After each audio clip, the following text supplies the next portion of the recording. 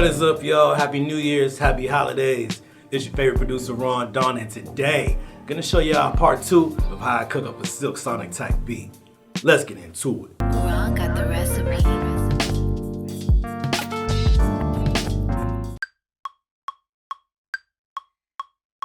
Alright, so let's start out with the rhythm section. First things first, gotta set the BPM. The BPM I went with was 140. Once the tempo is set, I'm ready to move on to the next step. Opened up Maschine and loaded up one of my favorite expansion packs, Aquarius Earth. The preset I'm using is called Flyaway Kit. This preset comes with a few chords and bass licks, but I didn't really use any of that. I'm here for just the drums. We have the kick on the downbeats for the most part, the snare on the 2 and the 4, we've got the hi-hats playing some 8th notes, and we've got an open hat to close out the very last measure. Once my drums have been put down, I go ahead and tweak them a bit in the piano roll and Maschine.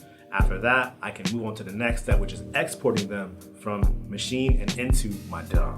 I always export my drums individually for the most part. It takes you a little bit longer in the beginning, but it saves you a lot of headache on the back end. Once my drums are no longer in Maschine, I can go ahead and bypass that, save myself some room in the CPU. I'm using Ableton. I'm gonna go ahead and warp those drums to make sure they're lined up and snap right into the grid. So now let's open up a new MIDI track, open up Contact, and load up Abbey Road 70s Kit. Super sexy. Man, this drum set is phenomenal. I played on everything. I wanted to put down a fill to kind of tie in those drums. What I did was I played a quick fill. Once I had my fill down, I went ahead and I turned the room off in that preset to give the toms more of a drier feel. I spent some time in the piano roll, making sure each of those notes are the right accent. If you can't play the beats exactly where they need to be at, it's all good. Don't quantize 100%, maybe quantize like 40 to 50% to still keep some of that realistic feel and swing inside the instrumental. Alright, so let's talk bass. Bass is like by far my favorite part of making these kind of beats. So what I did was I opened up a MIDI track.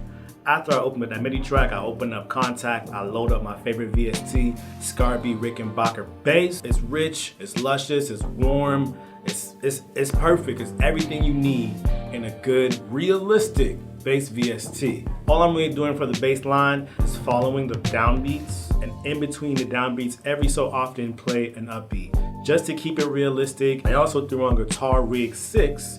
I used the funky auto wah preset. It's really making that bass line talk. It's giving us that slap bass kind of effect. It's making the bass line kind of talk, sound sexy. I love it. And if you need some tips on how to play key bass or just some techniques, I have a video for you. It is in the description below.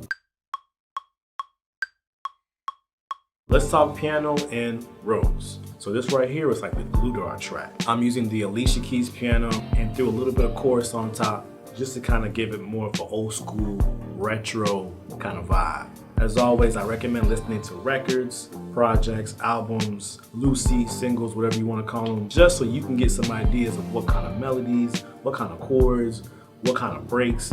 This will make it a lot easier on you when it's time to put the chords down and even pick out the right sounds. Hop into the piano roll, clean up whatever mistakes you have, it's all good. Once I got my piano down, I loaded up some Rose from Scarbee Mark I, went ahead and used the pink Playboy preset, fire, fire, fire. And all I did for this track, instead of copying and pasting the piano chords, I'm just playing the chords in a different inversion. This is a great way to make your chords sound unique without sounding so repetitive. All right, let's talk guitar. So, I'm not a guitar player. I do have friends that play the guitar phenomenally well. However, I do have some guitar plugins. So the guitar plugin that I use for this session is called Picked Acoustic. This VST is dope because it comes with 2 presets. The first one is chord based that are triggered, so each note plays a chord. The second preset allows you to play individual notes. So what I did was put down some chords that would really complement the bass line. Because this plugin is acoustic, it doesn't really fit that Silk Sonic kind of vibe. So what I did was I threw Guitar Rig on top and I gave it more of an electric guitar kind of feel. That completely changed the vibe, the energy, and the feel of the track. It's a real simple cheat code. If you want different bass lines, guitars, piano, organs, you can use Guitar Rig 5, 4, 6, whatever version you have, you can use that and get some different tones and saturation from that plugin. Hey, what's up guys? Thanks for watching. I really appreciate it. If you like what you saw, Go ahead and hit that subscribe button for more content. Like the video, share it with your friends, and let me know how you feel in the comments, man. I really appreciate it. Peace.